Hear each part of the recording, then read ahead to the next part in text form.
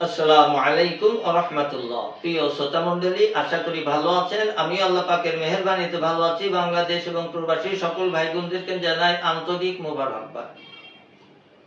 সকল প্রকার যৌন রোগ বলতে বিশেষ আমি কয়েকটি কথা বলবো। যাদের বীর্য অতীব পাতলা, হরমোন খুবই দুর্বল, লিঙ্গ বাঁকাতাড়া, ছোট হয়ে গিয়েছে, মিলনে আধা মিনিট 1 মিনিট, এরকম অবস্থায় যে সমস্ত পুরুষ ভাইরা রয়েছেন, তাদেরকে আজকে আমি এমন একটি রেমেডি দিব।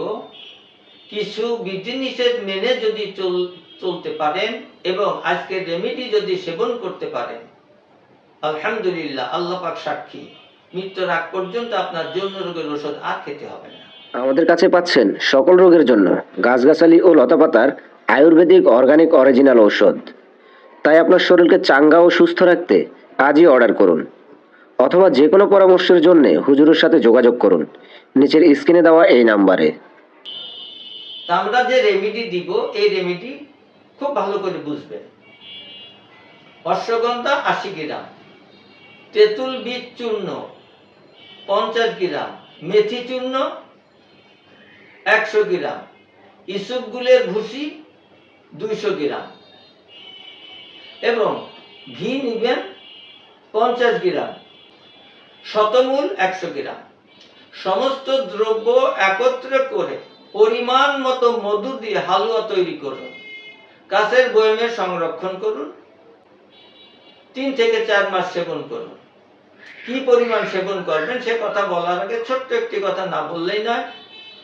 মুসাফির টিভি 99 আমার চ্যানেল সাবস্ক্রাইব করে আমার পাশে থাকুন। যত জটিল এবং কঠিন নারী পুরুষ ছোট বড় যৌন রোগ সহ সকল রোগের সুচিকিৎসার সুপরামর্শ দিয়ে থাকি। সকাল 8টা থেকে রাত্র 11টা পর্যন্ত কোনো সংকোচ না করে যে কোনো সময় আমাকে ফোন দিলে আমাকে পাবেন, পরামর্শ নিতে পারবেন। তবে মানুষের সুবিধা অসুবিধা থাকে, অনেক সময় ফোন ধরতে পারি না, সেজন্য আশা করি বিরক্ত হবেন না, পরবর্তীতে আবার ফোন দিবেন।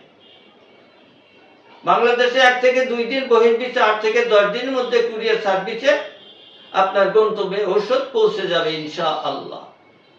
তা চলুন, সকালে খালি পেটে চা চামচের 2 চামচ, রাত্রে খাওয়ার পরে চা চামচের 2 চামচ। যারা বিবাহ করেছেন তারা ওষুধ সেবন যেদিন থেকে শুরু করবেন কমপক্ষে 10 দিন মিলনে যাবেন না। আর যে সমস্ত ভাইরা বিয়ে করেন না, বিয়ে করবেন, তারা যে কোনো সময় একবার খাবেন, অথবা সকালে অথবা রাত্রে। বললাম তো, বিধিনিষেধ মেনে চলবেন। অতিরিক্ত ভাজা পোড়া খাওয়া যাবে না। জর্দা, সিগারেট, অ্যালকোহল জাতীয় খাবার খাওয়া যাবে না। পুষ্টিকর সুষম খাদ্য খাবেন। নিজের স্বাস্থ্য ঠিক রাখার দায়িত্ব আপনার নিজেরই। সুতরাং নিজেকে চিনুন, দুজন সুস্থ রাখুন।